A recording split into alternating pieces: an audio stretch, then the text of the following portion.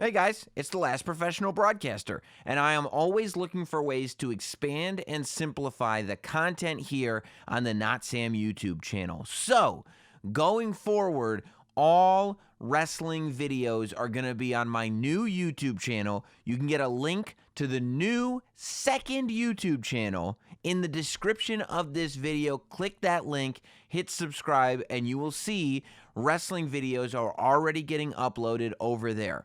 By the end of the year, if not before, I will no longer be uploading wrestling videos on this channel. Whether it's video interviews, whether it's podcasts, whatever it is, all of that content is going to be moved over to my new secondary YouTube channel, a link to which is available in the description below. You'll still have tons of content here on the Not Sam YouTube channel, Sam Roberts Now, everything else you've gotten used to. But the wrestling stuff is going over to the new YouTube channel, which I've just started. Okay? I'm going to be reminding you a lot between now and then. But do it now. Hit the link in the subscription below to subscribe to my new all wrestling YouTube channel and enjoy this. We have officially made it. Welcome to Survivor Series week. This week on Not Sam Wrestling, we're celebrating being there by looking back at one of my favorite Survivor Series of all time. This is Not Sam Wrestling. This is Not Sam Wrestling. Introducing your host from New York, here is Sam Roberts. Hey, like we said, it's Survivor Series week. Less than a week away. If you are listening to this the minute that it comes out, 6 days removed. I don't think people get excited enough about Survivor Series. I feel like a little bit of damage has been done to the brand over the course of the last several years. And I actually think that the brand warfare element of Survivor Series is at least giving something back to it. I think for, the first, not 10 years, but 6 years of Survivor Series being a thing, it was all about, teams of five, and they were striving to survive, but it became such an event. It was a thing that we could all count on.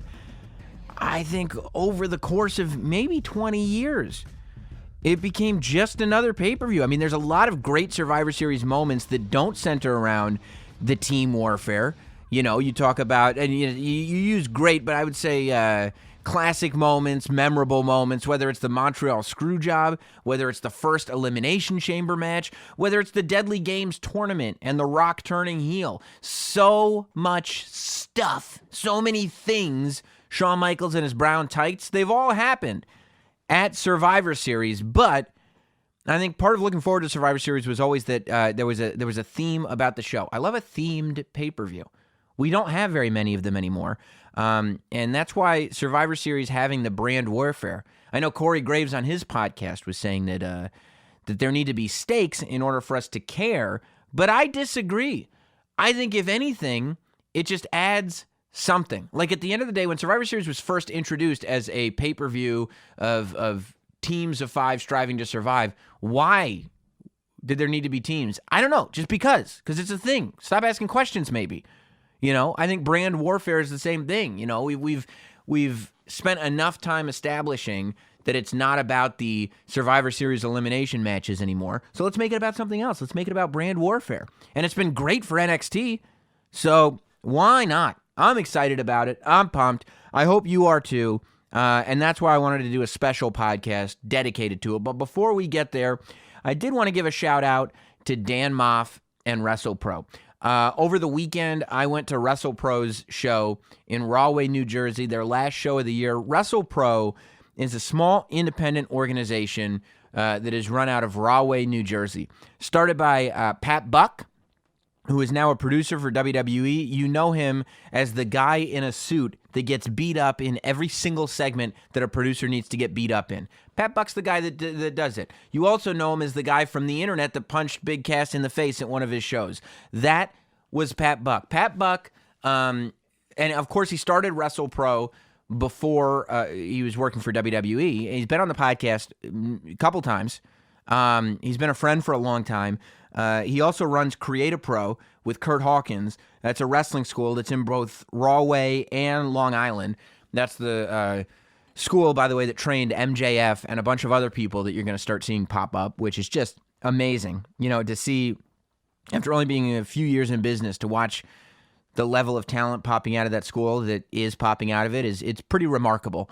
But I say all this to say, WrestlePro, it's something special, man. It's a really cool experience to be a part of. It's a organization that, to me, you don't get consistency a lot in independent wrestling promotions, and WrestlePro does that. WrestlePro gives you good, old-fashioned, classic independent wrestling, and they put on good shows every single time. I don't have a lot of time in my schedule to go to independent shows, you know, and I try to. I just don't have the time, but when I have a Saturday night that's free and WrestlePro is running a show in Rahway, you can count on me to pop up, and that's exactly what I did on Saturday. However, on Saturday, I made it a point to be there, because on Saturday, Dan Maff wrestled what is for now going to be his final match in WrestlePro. Dan Maff is a guy I've known for a long time. I met Dan Maff when I was called by a guy named Steve Mack, Steve, a.k.a. Monster Mack. He called me, 10 years, more than 10 years ago, years and years and years ago. Many, many years ago, I was a producer for a radio show called Opie and Anthony, and I was reaching out to independent promoters, and I was saying, hey, man, is there anything I can do to help you with your show? I'm not looking for a payday. I'm not looking for anything. I'm just looking to be involved in this world. And one show finally said, okay. It was here locally in Westchester, and they let me be a referee in a boxer-wrestler match involving Larry Sweeney, Sweet and Sour. And I met Steve Mack at this show. And lo and behold, Steve Mack called me. And it was a couple months after, and he said, hey, man, I know you're looking to do more wrestling stuff, but we're looking for a commentator at Jersey All Pro Wrestling. We run shows every month. And would you want to come down and maybe do some commentary for us? And I said, are you kidding me? I would love to. He gave me a shot when I had never done any kind of commentary. I'd never done anything. And it was whatever. I mean, he was just being himself. He's a good dude, this Steve Mack. And I went down there, and I was a part of Jersey All Pro for probably a year and a half or so, their last year and a half of doing regular shows. And at Jersey All Pro is where I met a guy named Dan Maff. Dan Maff was a guy, I mean, big as a house, the Boricua beast, the Bayonne badass, Dan Maff. And I love Dan Maff because of the level of intensity that he brought to every single performance, every match, every promo, everything. Dan Maff brought things to a level that you could not believe. At one point, they said, we would go get promos. It was just a thing that me and this guy, Mark Clemson, who was doing commentary with me, did. We'd go get promos. And so I went, and he was like, you got Maff.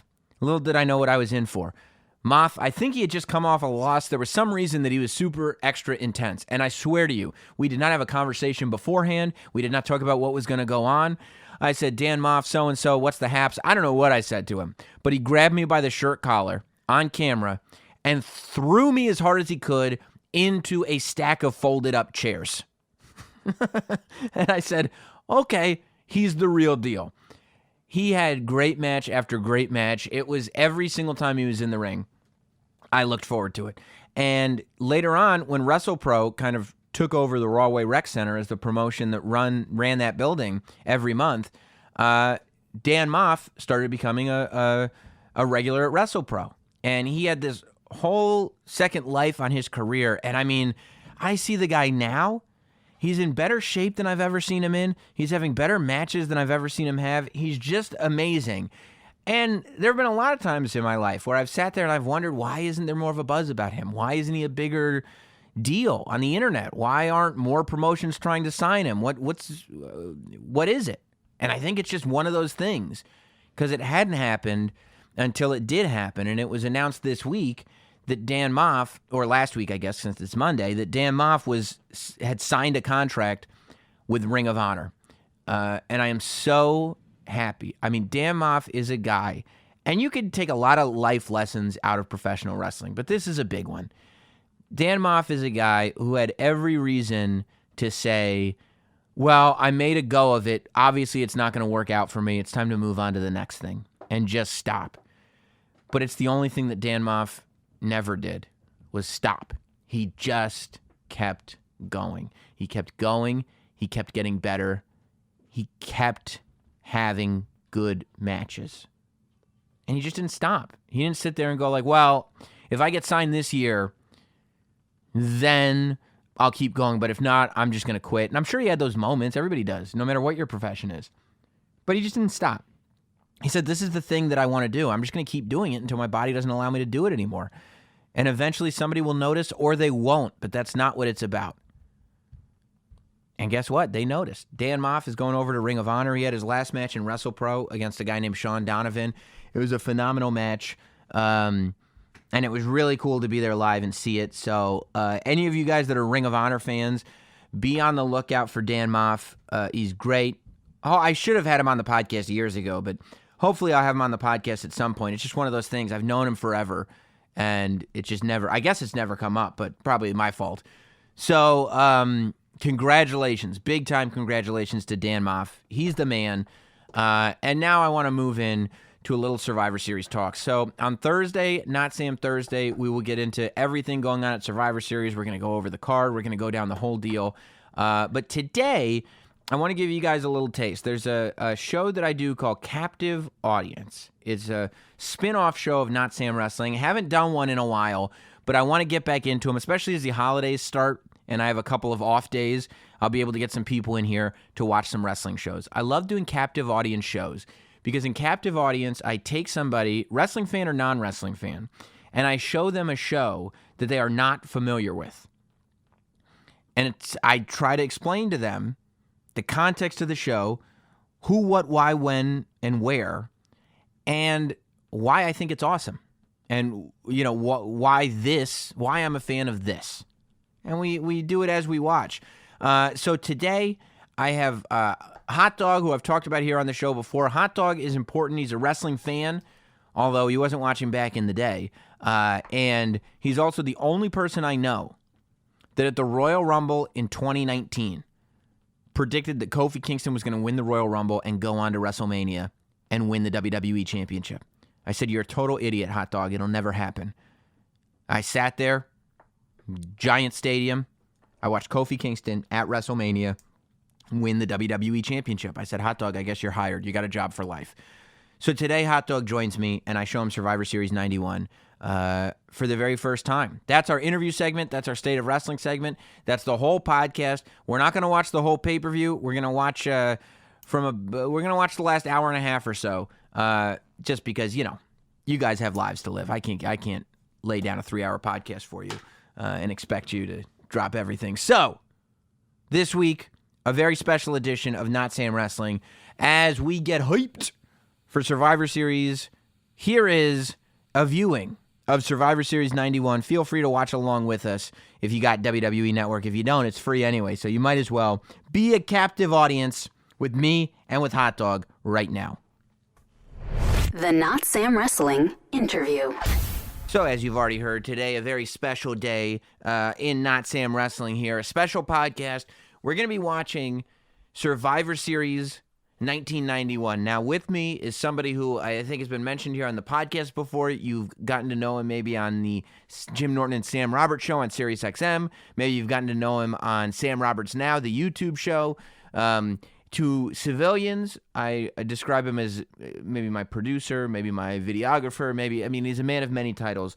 But to us wrestling people, I could just tell you he's my young boy.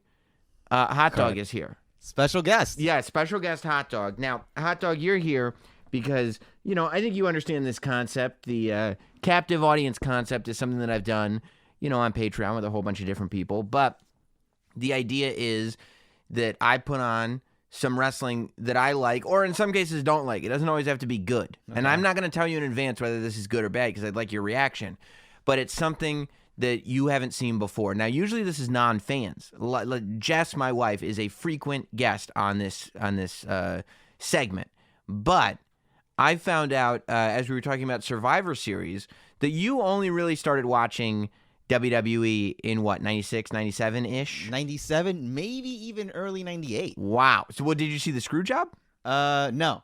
So it was definitely 98. No, The Montreal Screwjob was Yeah. Survivor Series 97, November. Yeah. I mean, of I guess 97. it gets muddled up because you see clips all, and then you Right. kinda, You're the YouTube generation after all. you say Well- that, with like resentment. But yes. Yeah. Well, I decided to go all the way back and go to Survivor Series 1991. We're coming at you from the Joe Louis Arena in Detroit. This Survivor Series, now up until this point, Hot Dog, Survivor Series weren't even on Sunday nights. Survivor Series at first what year did it start? I think this was the 5th. So like 1986, maybe it started? 1986, 1987. It was on Thanksgiving night. Wow. Every night. That's Thursdays. That's what Survivor Series was. This Survivor Series 91 show was the first show they did on Thanksgiving Eve. And that also became a tradition for a few years after that, before eventually they moved to Sundays. And sometimes it wouldn't even be about Thanksgiving. I didn't know that, and that kind of sounds like a good premise to just keep it that way. I mean, Thanksgiving Eve? Yeah, I like that. It was the Thanksgiving tradition. And to me, growing up, it was one of my favorite pay-per-views. It was one of the big 5. It was 5-on-5. Teams of 5 strive to survive.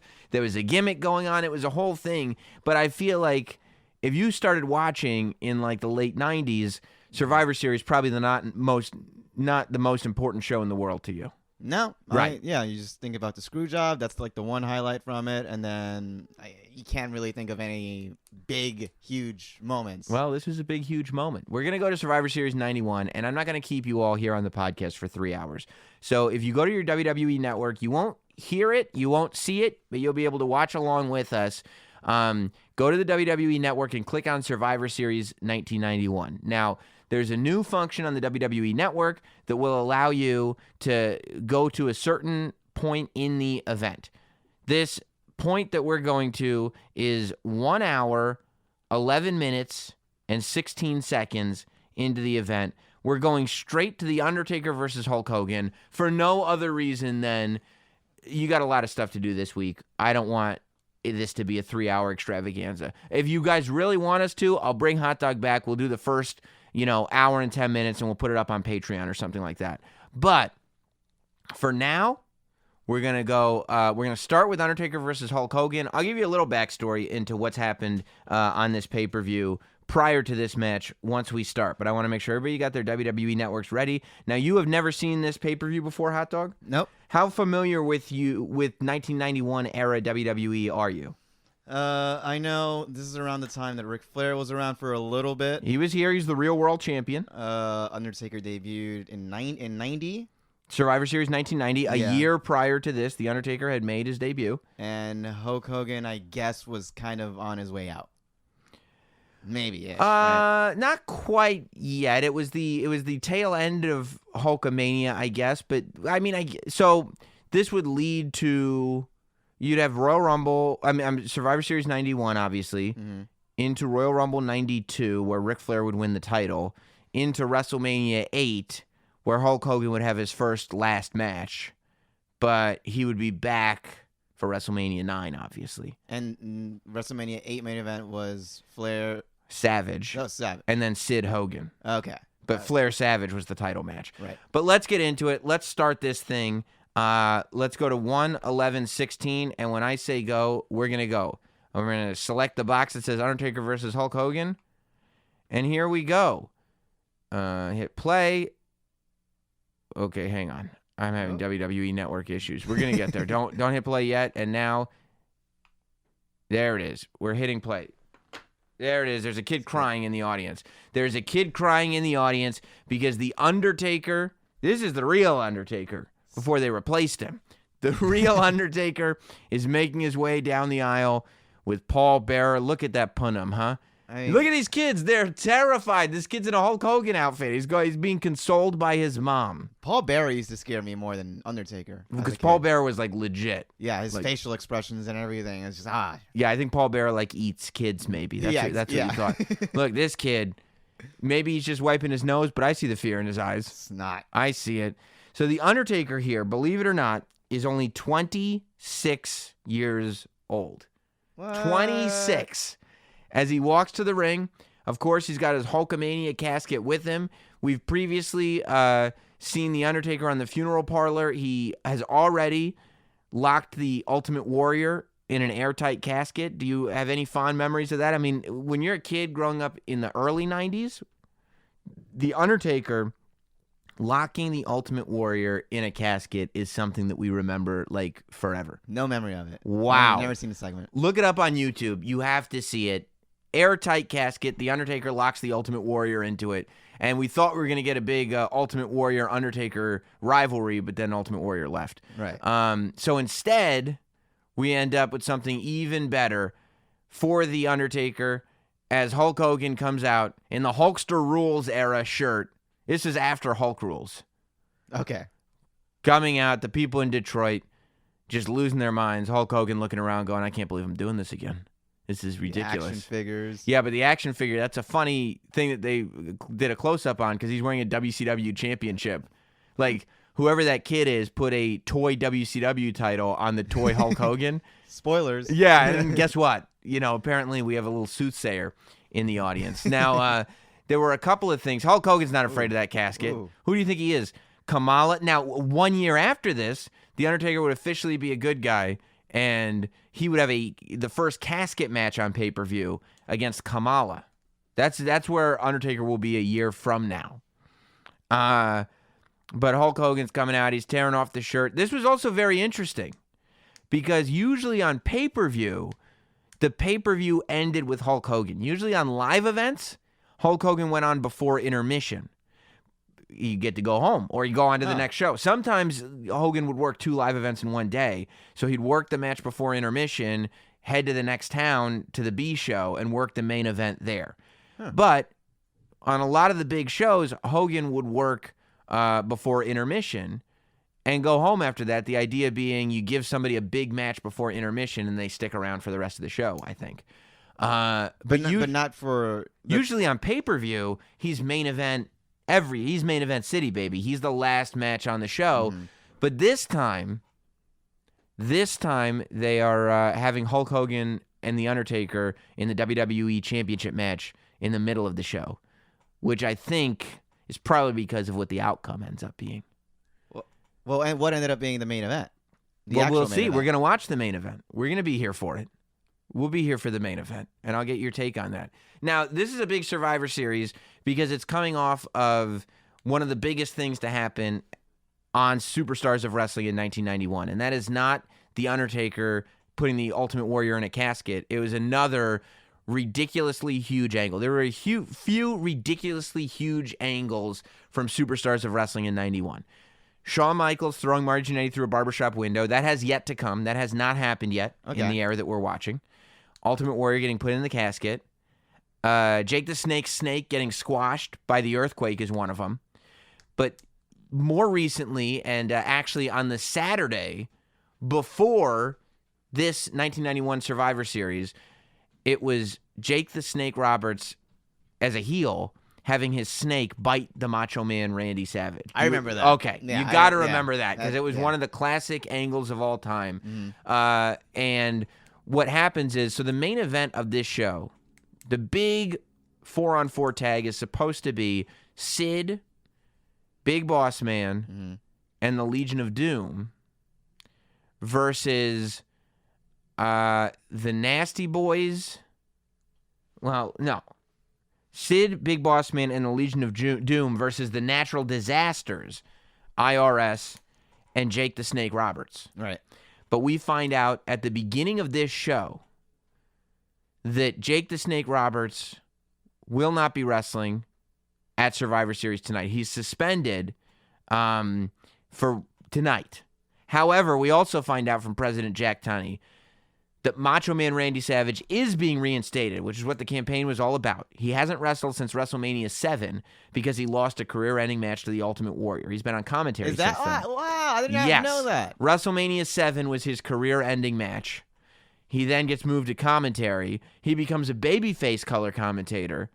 The Reinstate Macho Man campaign comes in, and his rivalry with Jake the Snake Roberts is what brings him back. Now, was that all for storyline, or was there something going on behind the scenes? With Macho Man going being over on commentary. I think that Macho wanted to take a break. I think that Macho, from what I've heard, didn't want to be in the ring as much. Right. And then I think he might have got the bug back, and they realized that they need Macho Man, especially if Hogan is thinking about leaving. Right. Because I would see Macho Man on commentary for like old matches, but I never really wondered why. I just figured like maybe this was just like at the end of it, but it doesn't make sense. And if you goes to WCW, and if you watch 1991 era, sometimes there's the power of the urn, Paul Bearer and the power of the urn, as Hulk Hogan is choked on the rope. If you watch 1991 era Superstars and Macho Man doing commentary, that dastardly Paul Bearer, huh? Yeah. You'll see Macho is sometimes wearing a T-shirt that says "Reinstate Macho Man." He's getting the crowd to chant "Reinstate Macho, Reinstate Macho." So the campaign ends, but you would think, well, maybe they'll just add him to the Survivor Series match now. But instead, he can't wrestle tonight, but he can wrestle after tonight, Macho, luckily. So he will have a match with Jake the Snake Roberts at the soonest possible time, which is this Tuesday in Texas. So when you tune into this pay-per-view, you find out there's going to be another pay-per-view on Tuesday. What? This is Wednesday. You find out on Tuesday they're going to do another pay-per-view, and that's where it's going to be Jake the Snake Roberts They versus just Macho drop Man. pay-per-views like that? They never did. They just did this one time just to see. Let's roll the dice. Let's just see. Okay. So, which already feels... And so Jake the Snake Roberts, since Macho Man won't compete, Jake the Snake Roberts is suspended, and so Sid is also not competing. So now the 4-on-4 match has become a 3-on-3 match, Big Boss Man and the Legion of Doom versus IRS and the Natural Disasters. The real story is that Sid had a torn bicep, I believe. Right. Yeah, it sounds like a whole mess. Yeah. A complete mess and Yeah. a little bait and switchy. Because no Jake the Snake Roberts, no Sid, but we will see Macho versus Jake, but we will have to buy another pay-per-view. You guys won't see it. Yeah, you won't see it unless you buy the pay-per-view. There's a cool match happening next week. There's the Undertaker now. I loved when he did that, when he would get clotheslined and he would go right over the top rope but land on his feet. It was such a cool thing. I mean, you know how good the Undertaker is as a character? When this heel Undertaker, this version, the real version of the Undertaker as he was intended to be, could only, I mean, he was a good guy. He was a good guy by WrestleMania 8. So he was only really able to be, choking with the camera cord. By the way, it was so fun. You'll never see this on TV now, but this was like a regular part of heel tactics in WWE in the 80s and 90s, like early 90s. You can unplug that camera. Yeah, I know. It's dangerous. Big issues. Yeah, because you can't see it then. Who cares if he's getting choked if you can't see it? But yeah, The Undertaker couldn't even stay a bad guy. He stayed a bad guy for a year and change. About a year and a half. He was able to stay heel. But eventually they had to turn him into a good guy because he was that popular. And he would be a good guy from WrestleMania 8 all the way until the Ministry of Darkness era. I don't understand how you can be popular and get cheered when you got Paul Heyman on your side. You mean Paul Bearer? Paul Bearer on your side, excuse me. Oh, yeah, he got cheered a lot. Paul Bearer became a good guy, too. Yeah. Paul Bearer... Now that face. And it's interesting here because it was also like... So The Undertaker has become one of, if not the best wrestler of all time. But here, he's so in character that his offense is barely anything. It's just chokehold after chokehold. Like, he's not doing moves. But I think that is because back in the day, and this is, people talk about, like, he's a real heel, man. Yeah. Like, a real bad guy doesn't do things that make you cheer. And this is The Undertaker, in my opinion, I think, protecting this character and not doing moves that they're gonna amaze people right now. You don't want to get a pop out of your movie. No, he's moving like a horror movie. He's Right. moving like he's a zombie, like he's the undead. And leave it to The Undertaker, a performer on this level, to take a character that really is just go out and be a zombie in a tie and turn it into something that is this compelling. I just love this Undertaker. I also look at that Hogan in the front row. I love that guy. I've remembered him ever since I saw this the first time in 1991. Yeah, I feel like this would be like the equivalent of if like the ECW zombie became a huge megastar. Exactly. One of the greatest wrestlers of all time. Exactly. Yeah. Exactly. Now, I watched this show live. I was living in the UK at the time. I would have been, 8 years old. I wasn't born yet. You were not born yet in November of 91. You were not born yet. In 1 month's time. December of 91 you were born. Oh, what a great month that was. Look at that. The dreaded head vice. A lot of people have gone down. That looks like the Von Erich claw.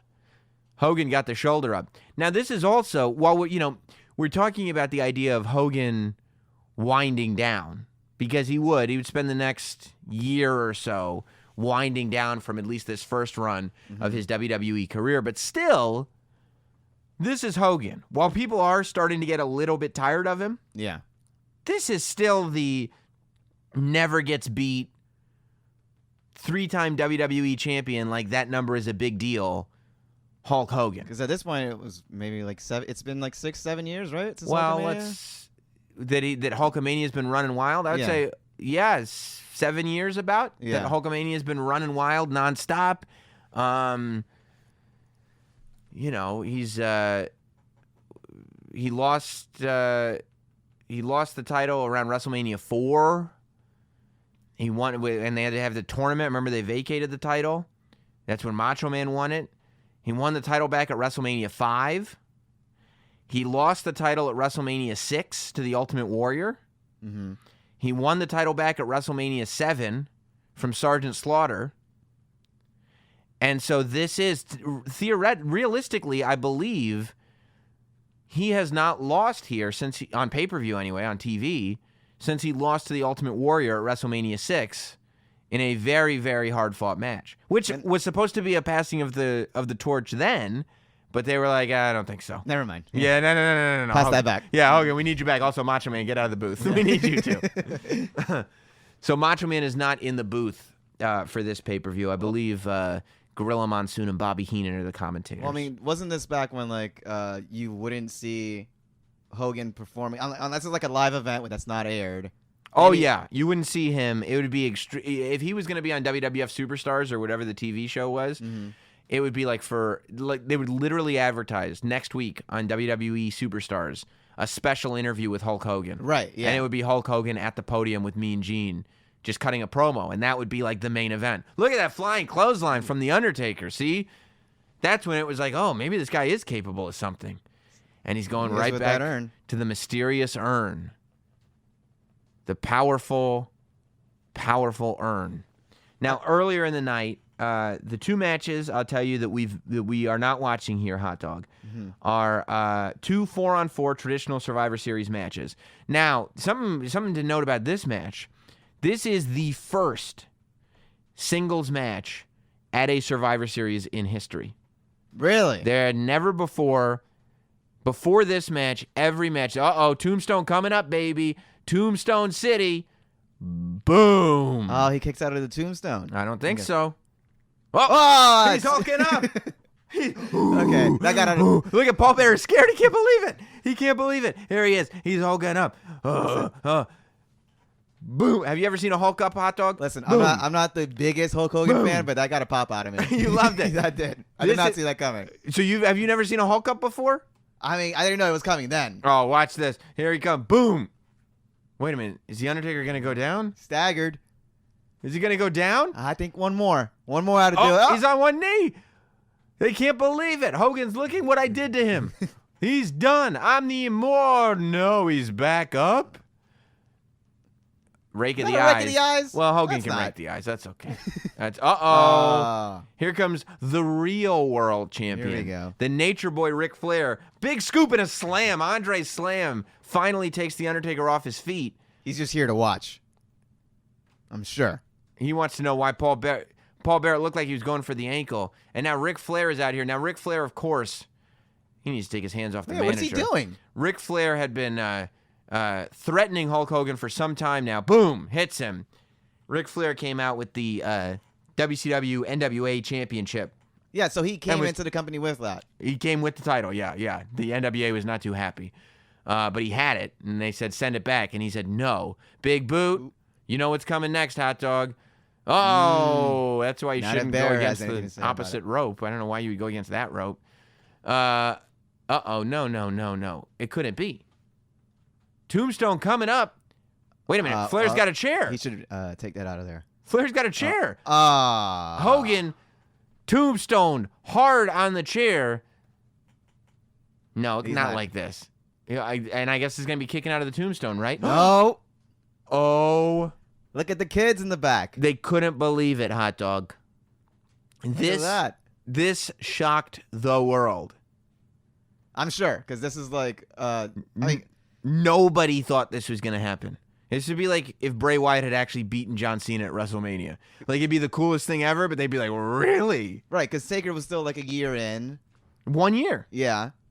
Really, really early for him. It was super early. Yeah, I mean, nobody saw it coming, especially like that. Flair comes out. So Flair was the real world champion. He was walking around with the WCW Big Gold title. He put the chair under the thing, blah, blah, blah. Here's something interesting, though. It was this pay-per-view that they started blurring out the title. And Jack Tunney said it was because it wasn't an official WWE championship. We won't be showing it on TV. But the real reason was because WCW said enough is enough. That's our copyright material. They did eventually have to send the belt back. They couldn't use it on TV anymore. So Ric Flair, when you saw him just then, when a title fell from his waist, Ric Flair was walking around with an old tag team championship title on. So they would blur it out on TV so you couldn't see it. But if you went to a live show, you'd see Ric Flair hold up the title, and it was just an old tag team championship. So what was the deal with that? So Flair's contract expired, but WCW still had a replica. I'm guessing they were using at the time, right? I don't. Yeah. Or something like. Yeah. Or they had or that might have been when they introduced the WCW championship instead of the NWA championship. That's crazy. But yeah, it was nuts. It was a big deal at the time. Wouldn't happen nowadays. Well, no. Last time it happened, Alundra Blaze threw out the title in the garbage, and WWE sued. So people have said that Hogan did legit get his neck hurt on that tombstone, that he did get his neck jammed up on that tombstone. But yeah, I mean, people in shock, except for that one guy in the blue shirt. He's just psyched. There's Pat Patterson. Who else is over there? That's Chief J Strongbow, it looks like. Who's the blondie? I think that's Rene Goulet, Earl Hebner. So who's who? Yeah, this is like the Pat Buck and Adam Pearces of their day. There's Danny Davis. Yeah, man. Hogan is down. Hulkamania has died. That's what Bobby Heenan is saying right now. Hulkamania has died. So the matches that we didn't see earlier on were it was 4-on-4. The Mountie, Ric Flair, Ted DiBiase, and the Warlord. By the way, with all their managers, because this is when all the bad guys had managers. So it's the Mountie, Ric Flair, Ted DiBiase, and the Warlord with Harvey Whippleman, Jimmy Hart, Mr. Perfect, and Sensational Sherry. I just figured in this era, Bobby Heenan was managing everybody. This was when Bobby Heenan had started to step away. He was only with Ric Flair at this point. Okay. The Heenan family was no more, I don't think. They went over Bret Hart, the British Bulldog, Roddy Piper, and Virgil.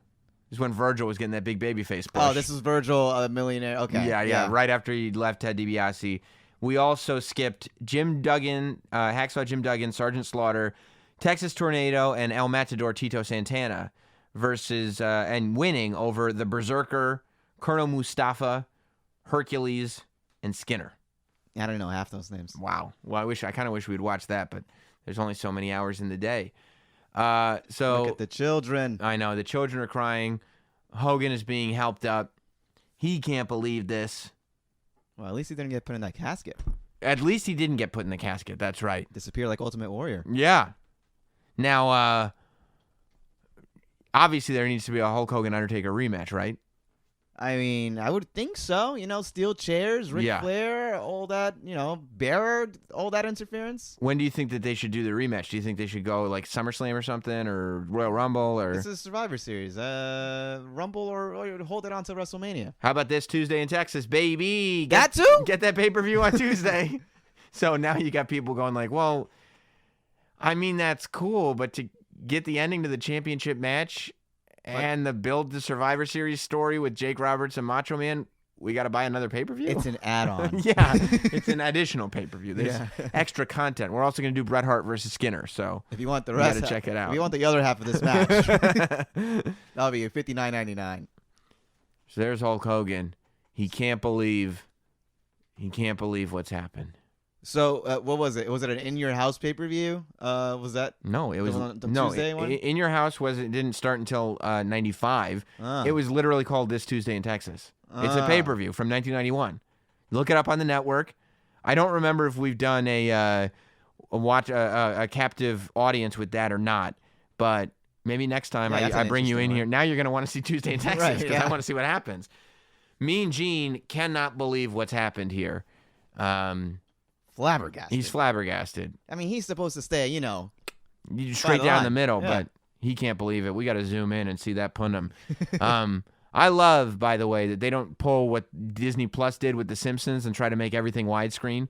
That if you watch stuff like this on the network, it's still, in its original square standard, I mean, if you're trying to watch it for like nostalgia, like something that you watched as a kid, you want it right how you remember it. It should look like this. Yeah. There's Piper cutting a promo. Piper's talking about Flair. So, it's really interesting what was going on here because clearly there was a thought to do Hogan versus Flair. They never did on pay-per-view, but they wanted, I believe, as I look at this now, I think they wanted to build to Hogan versus Flair.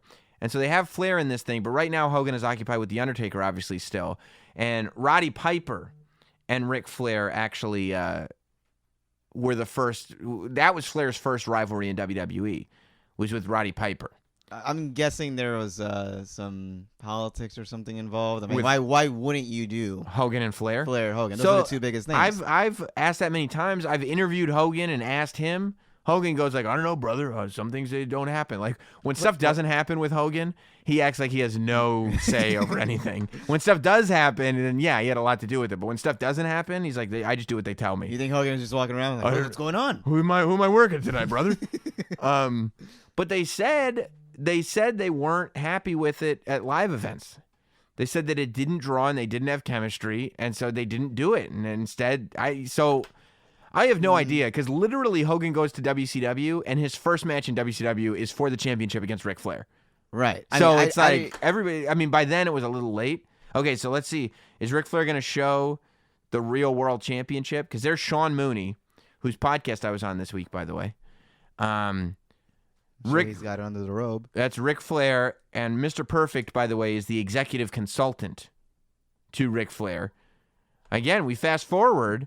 And we look at 1992 Survivor Series. A year from now, Mr. Perfect is going to be making his return to the ring. He's out of wrestling right now, collecting a nice Lloyd's of London insurance policy, I believe.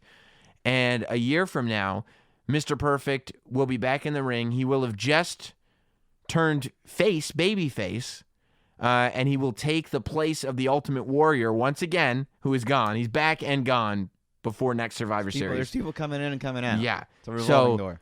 Next year at Survivor Series, the main event is supposed to be Ric Flair and Razor Ramon versus the Ultimate Maniacs, which is Ultimate Warrior and Macho Man Randy Savage. Mm-hmm. Right before Survivor Series, the Ultimate Warrior, I believe, went down to testing positive for steroids, I think. If I remember, I could be wrong, but I think so.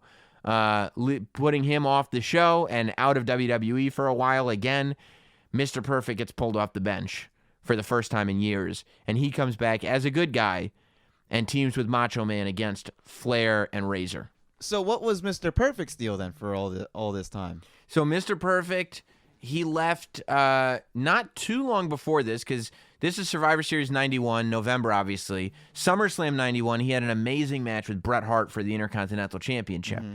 But I believe that was either his last match, certainly his last pay-per-view match for a while. And he was injured. He did have a back injury. But there was a company called Lloyd's of London that it was an insurance company. And a lot of wrestlers, and they would insure wrestlers. Like Lloyd's of London would take very expensive, high-risk insurance policies. That was their business. And a lot of wrestlers, Rick Rude, lots of wrestlers have stories about getting these giant. They don't do it anymore because they got wise to it. Because what would happen is a wrestler would take, he's not wearing the championship. A wrestler would take out the Lloyd's of London insurance policy. He would get injured, maybe not a career-ending injury, but an injury, and he could make so much money off this insurance policy that he would just sit back and collect it, and he would end his career. So I believe that Mr. Perfect, at this point, is on a Lloyd's of London collection thing. I think. Hustle. I think that that's what's going on. He was legit injured, Yeah. And then he stayed out for Lloyd's of London. But then I guess he decided to break the insurance policy, come back, and WWE must have made him an offer to, well, what if we pay you more than Lloyd's of London? Oh, okay, then I'm fine. Oh, Yeah. man. Yeah. Oh, I think I can go. Let me sleep on it. Oh, as luck would have it, I'm fine. Here's Mean Gene now. So I believe that fade to black that we just saw in the pay-per-view was actually where the original intermission was. I don't know if you know this, Hot Dog, but back in the day, they would have intermissions at pay-per-views. Like the pay-per-view intermission. telecast would actually have a graphic come up, and it would be the intermission. That's ridiculous. Yeah. Yeah. How long would it be? 15 minutes, I think. Okay. Yeah. So here's the natural disasters. That's the earthquake and typhoon, along with Erwin R. Shyster, otherwise known as IRS, of course, the tax agent. Erwin R. Shyster, by the way, I think you know where he falls in terms of familially in wrestling right now. Do you know? Mm-hmm. Yeah. The father of the Bo Fiend. Dallas and the Fiend. The father of the Fiend, Bray Wyatt. Yes. Erwin R. Shyster, otherwise known as IRS. My dad loved those characters. He loved that there was a tax man who wrestled in a tie, and his name was IRS. It was almost as if like they had their main gigs and then, wrestling on the side. Right. Like tax season, he doesn't do that many matches because he's doing taxes. But, when it's not April, what else he doing? Fuck around, become a world champ. Exactly. Why? Because why not? And there's Typhoon back there. Typhoon, of course, started in the WWE as Tugboat, turned heel, joined Earthquake to become the Natural Disasters, Earthquake and Typhoon, left WWE, went to WCW to shock the world. That's what I was going to ask, yeah. And now, by the way, his son is the timekeeper for WWE. His son rings the bell at WWE shows. That's his son. Shockmaster's son. Yes. We'll say Typhoon's son. Quite a legacy. And Jimmy Hart is still just rocking and rolling as Jimmy Hart. He looks exactly the same as Jimmy when he Hart showed up does, 2 weeks ago. Yeah, he really does. Yeah. So there, of course, the Natural Disasters and IRS cutting their promo for the match that will be the main event of the night, the 3-on-3 match where they took out the two biggest stars. Right. But now you got the Big Boss Man and the Legion of Doom. Does anything else scream 90s good guy wrestlers more than the Legion of Doom and the Big Boss Man? I mean, all I'm thinking about right now is like, yes, but that world titles, the tag titles look so pretty. They're so nice. Look at them all shined up, and they look almost bronze because they're so dark. Yeah. The Animal. By the way, I saw The Animal last night at WrestlePro in Rahway, New Jersey. He was taking pictures with kids in the ring during intermission. He's not still wrestling. He's not wrestling, but he does take pictures, and he brings the shoulder pads out. Although, look at those shoulder pads. I think those are the deluxe shoulder pads. I don't think the shoulder pads he has now have that. Look at all those little spikes. There are a lot of spikes on those shoulder pads.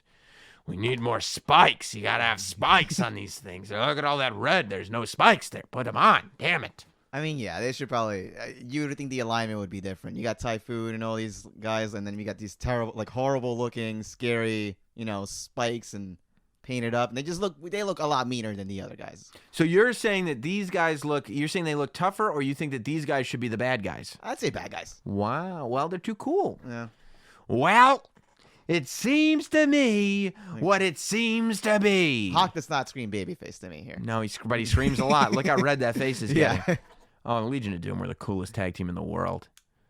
I dressed up as Road Warrior Animal for a birthday party one year. And I didn't. Really? No, yes, that's true. I didn't shave my head into a mohawk, obviously. And I was very upset because I wanted my mom to make me a mohawk cap, but she couldn't find a bald cap. So we got a white swim cap. And we made a mohawk out of that. She put yarn in it, and the mohawk was perfect, but it wasn't flesh tone. It was white. It was a white swim cap with the mohawk on it. This was before Goldust? This was long before Goldust. Yeah, this was this era. This was probably, I don't know. This was either September 91 or September 92. Now, do you know who that man is, Hot Dog? This is very important for your history. Do you know who that man is with Mean Gene? No, but can I guess? Is that Jack Attorney? Or Jack Attorney. He is. He is the lawyer for the WWE. I am Jack Attorney, and I am here. No, that is, yes, you're right. That is President Jack Tunney. Boom. President Jack Tunney is there to announce to the world he was the quintessential WWE figurehead. I mean, he was not babyface, not heel. He was just there to let you know what was going on. Vince McMahon was simply a commentator, and Jack Tunney was in charge. Nobody put their hands on Jack Tunney. Jack Tunney was never involved in any angles. He was just a person who kept everything the way it should be going, and he's here to announce that the Undertaker and Hulk Hogan rematch is going on this Tuesday in San Antonio, Texas. And it was, I know hearing and stuff that when he shows up, it's a big deal. They wouldn't just use him. No, it's a big deal. It's a very big deal. Right. Which is great. Yeah. I feel like you need that. So there it is. Bobby Heenan can't believe it. He thinks it's dumb. Why should Hogan get a rematch? I'm waiting to get this phone call. Gorilla Monsoon is, well, will you stop it? And Jack Tunney has also announced at Tuesday in Texas, he will be ringside. He will be sitting ringside just to make sure everything is on the up and up, because you can't get one past Jack Tunney. You can't stop the Undertaker, though. Well, yeah. Now, of course, Tuesday in Texas is not going to go well for either the Undertaker or Hulk Hogan. There's going to be more chicanery. The title is going to be declared vacant, because when Hogan loses the title, it gets declared vacant. Okay. The title is going to be declared vacant. It's going to be put up for grabs at the 1992 Royal Rumble. Some would say the best Royal Rumble match of all time. Mm-hmm. Ric Flair is going to win the 1992 Royal Rumble, become the WWE champion. That's when he has his promo afterwards. Yeah. Yes. With a tear in my eye. This is the greatest moment. Yeah. That's really it's an amazing promo. Yeah. Classic. So that'll go, and then they'll head on to WrestleMania 8, where they'll do Savage and Flair, and everything will be great. So and here not do the one match everyone wants. Hogan and Flair? Mm-hmm. No, we're doing Hogan and Sid. Thank you very much. Thank you very much. We got to look long term. Who's going to be in this business forever? Who are these guys? That's Bo and Blake, the Beverly Brothers. Oh, my bad. And that's the Genius. Do you know the Genius hot dog? I remember seeing this guy. I think he's made a cameo, one of the old school Raws or something. You can get him on Cameo, I'm sure. Yeah. Now, the Genius, couple of things he was known for. Number one, there is urban legend that, and I did ask him in an interview, and he did basically confirm this, that apparently he could fillet himself. How did that come up? Well, it's urban legend. Apparently, he used to do it to impress people in the locker room. Oh, okay. That's what I've heard. Okay. That's the rumor. Here are the Nasty Boys, of course. You know the Nasty Boys coming out with the Mouth of the South, Jimmy Hart. The Genius represents the Beverly Brothers. The Nasty Boys represented by Jimmy Hart. The Genius, also family of WWE. He is the brother of Macho Man Randy Savage. I did not know that. Yes, and that's why there is also urban legend that the Genius apparently was on payroll at WWE, at WCW, the entire time Macho Man was employed, and they did not use him once. But Macho Man, he goes, no, my whole family eats. Oh, okay. So, here we go. It's time to hongi. The Bushwhackers making their way to the ring. You know the Bushwhackers? Yeah, we got Otis and and Tucker honoring them now. That's true. Yeah, Otis and Tucker, Heavy Machinery do honor them. The Bushwhackers, of course, because this is, in 1991, what we think people from New Zealand act like. Now, what's interesting about the Bushwhackers, and I didn't find this out, I was probably like a freshman in high school. Maybe I was in 8th grade, still in middle school, but probably a freshman in high school. And I got this big book from somebody. Because back, the internet was in its infancy. Here, there is no internet. But, when I'm a freshman in high school, the internet is still kind of in its infancy. And so you don't know the history and all this stuff. I got a book. Maybe I wasn't in high school yet. Maybe it was like 7th or 8th grade. I got a book that was just called like Wrestling or This Is Wrestling or something like that. Yeah. And it was a hardcover book. And it had pictures of all these wrestlers from around the world. Here come the Rockers, by the way. And it had pictures of these guys called the Sheep Herders. And I looked at them and I was like, wait, those are the Bushwhackers. But I saw all these pictures of the Sheep Herders doing terrible things to people, blood, barbed wire, all this stuff everywhere. The Bushwhackers in this other life were the Sheep Herders, and they were one of the most violent, vicious tag teams in the world. And they did hardcore wrestling. Death matches back then? Death matches, heels. You know who was doing death matches even in the 70s? Puerto Rico. Right, yeah. Yes. So the Sheepherders were actually this vicious team. Vince brings them on board and goes like, no, I think we can sell some toys here. I think we can sell some hats. And he brings out the Bushwhackers. And I got to believe they don't have to get busted open every night. They don't even have to take that many bumps. Right. And they just get to sell merch. Look at the shape they're in, they by the way. look like tough dudes. You know, I mean, you don't even remember it. Those are journeyed men. Yeah, man. So the Rockers here, this is a crucial moment in the Rockers' history. This is going to be the last... Not a bunch of nobodies.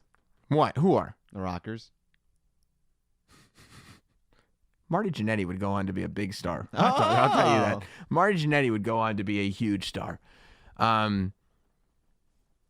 This does also go to show you the how many teams, like how big the tag team division was. Look at the shape he's in, man. Who's that, Butch? Look at the shape he's in. I always thought the Bushwhackers were like kind of chubby, but Butch is in like amazing shape. I think that's Butch. It goes to show you the level that the tag team division, how deep it goes. That this is actually, these 4 teams are kind of the lower tier teams. That we've got tag teams in the main event with the Natural Disasters and Legion of Doom, but we still got enough tag teams left over that we can do an entire Survivor Series match with them. Mm-hmm. You know what I mean? And there's like 3 legendary teams here. Yeah, and only one of the teams in this match ever held the tag titles. Wow. The Rockers never held the tag titles. The Bushwhackers, really? No, never. They won. Here's the thing about, I believe it's the Rockers. They won the tag titles one night, right? It was at a Saturday Night's Main Event taping, and I believe they beat the Hart Foundation. But midway through the match, the rope broke. And the match went to hell after that. It was a terrible match because they didn't have the middle rope. So they couldn't do anything. And so it ended up being terrible, but they finished it. They won. The Rockers won the tag team championships. WWE goes, you know what? We're not going to air the match. We're just going to make it up later. Don't worry about it. Right. We're going to and so they just act like it never happened. They hand the titles back to the Hart Foundation, not storyline. So this match never airs. It's a taped Saturday Night's Main Event. Yeah. We never see the match with the broken rope. We never see the Rockers win the tag titles, so it never happened. Hart Foundation go back to being the tag champions, and they just never did a makeup. Has that match ever been released or anything? I think it might be. There's definitely stills and footage from it. It might be on one of those unreleased matches collections or something at this point. Right. Yeah. But yeah, the Beverly Brothers never won the tag titles. The Bushwhackers never won the tag titles. The Rockers never won the tag titles. Just the Nasties. Any other highlights that you know from the Beverly Brothers? Any fun facts? Did they disappear after this? No. They were actually both journeyman wrestlers. Mike Enos is the one with the mustache. Mm-hmm. Mike Enos, I believe that's Mike Enos. He was actually, he would go to WCW as Mike Enos, E-N-O-S, and he would have, it was Wayne Bloom and Mike Enos, but Mike Enos was in the match. I've said Enos so many times, it's making me sick. He was in the match that was interrupted by Scott Hall when he first showed up on Nitro. When Scott Hall first showed up on Nitro, he was interrupting a Mike Enos match. Okay. So, you know, he's got his own claim to fame there. That's his He wrestled in WCW from 96 to 2000. You know, he just a low card guy, good hand. Good hand. What do you fucking read wrestling lingo on the internet? He was a good hand. He competed for the WCW tag titles in a tournament with Bobby Duncombe Jr. Huh? He was. It was Mike Enos versus Steve Dahl was the match that Scott Hall interrupted on that episode of WCW Nitro. Man, what a classic match that was. Well, we remember the Scott Hall part. And there he is. That's the Beverly brother that's in the ring right now, actually, is Mike Enos, as he gets whipped into the turnbuckle by the future Heartbreak Kid, Shawn Michaels. Now, they had been very, very slowly planting the seeds of the Rockers' tension leading into this match. It would be very quickly after this match that the Rockers would finally have their breakup. But the seeds, going into Survivor Series, the seeds were planted that there may be some tension between Shawn Michaels and Marty Jannetty. And, you know, back then, see, like right there, like Shawn tags in one of the Bushwhackers. They're just a little Why didn't he tag in his partner? Right. You know, and back then it was a big deal. None of these tag teams, out of the 4 tag teams that we're seeing, none of them ever broke up. You know what I mean? Like nowadays we think tag teams almost only exist to break up. You know it's coming. You know it's coming. There's a little feud coming afterwards, and then they go their separate ways. But it didn't happen back then because these tag team acts were just that. They were tag team acts. And when the Nasty Boys, for instance, would go to WCW, they would go as the Nasty Boys. Mm-hmm. You know, the Beverly Brothers wouldn't go as the Beverly Brothers, but number one, that was a WWE creation. And number two, they never actually broke up. WWE stopped using the Beverly Brothers, and the 2 individuals went on to do other careers. Right. So it was a big, big deal. I'm still shocked to find out that this is like an undercard match, and the Rockers. I mean, the Rockers. I thought they were like one of the top tag teams back then. They were, but they never won a title. They never won. Shocked to me. They never. Yeah, they were still one of the most popular tag teams for sure. But titles meant a lot. Titles did not switch all that often back then. And here's the thing. You got the Rockers. Like, if the Bushwhackers are the tag team champions, you're going to figure out a way to get the titles on the Rockers, right? Mm-hmm. When you got the Road Warriors, when you got Hawk and Animal, you're not going to put the titles on the Rockers. You're going to keep the titles on Hawk and Animal. Like, because in order to get the titles on the Rockers, look at this guy in the blue shirts back. He's got a jacket on now. You'd have to have the Nasty Boys beat the Legion of Doom, and then have the Rockers beat the Nasty Boys.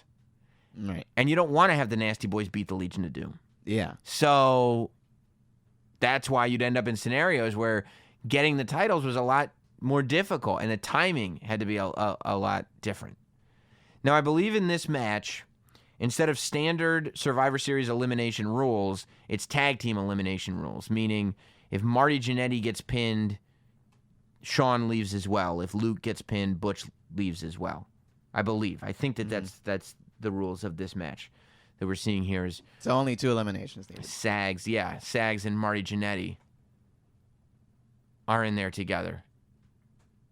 Now, yeah, I mean, good ring work.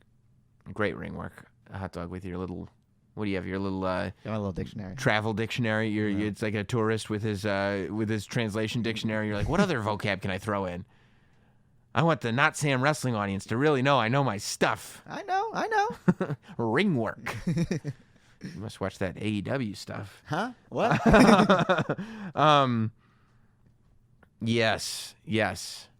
So this is kind of what Survivor Series was all about back then, and I think this is why it ended up not keeping its format, is that you'd have matches like this that were just like good matches, but not that much happening. You know what I mean? When did it actually start becoming... Well, so the year after this, right? This 1991, they're making a big deal. You see Marty stumble, super kick. Shawn's like, I'm stealing that. it's a good one. 2, no. So this year they're going. It's a huge deal that there's one singles match on this show. Mm-hmm. Hogan versus Undertaker, first singles match in Survivor Series history. The year after this, that's when they would give up on Survivor Series altogether. The year after this, I think they had one Survivor Series elimination match at 92, but they had a nightstick on a pole match. They had a coffin match. They had Shawn versus Brett. They had the tag match, Savage and Perfect versus Warrior and Flair. So this really is a farewell. They would go back to it. 93, they had a bunch of elimination matches. 94, they had a few elimination matches, but pretty quickly.